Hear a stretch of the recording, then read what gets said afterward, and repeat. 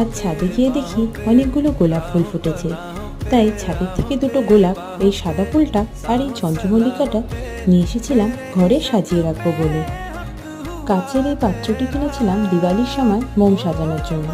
এখন সেটা তেমন কাজে লাগছিল না, তাই ভাবলাম এটাকেই ইউজ করা যাক। কিন্তু ফুলগুলো কিছুতেই আমি সেট করতে পারছিলাম না, ওগুলো নষ্ট হয়ে যাচ্ছিল। তাই হঠাৎ মনে পড়লো ফেসবুকে একটা হ্যাকে দেখেছিলাম এভাবে সেলোটেপ দিয়ে সুন্দর করে সাজিয়ে রাখতে ফুল। ওই জন্য আমিও সেলোটেপ দিয়ে সুন্দরভাবে ফুলগুলিকে এবার সাজিয়ে নিলাম।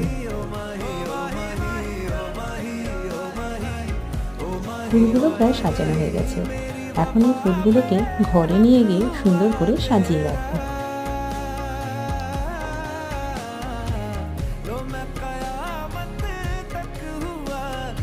ফুলগুলো কেমন লাগছে আমাকে কিন্তু অবশ্যই জানিও।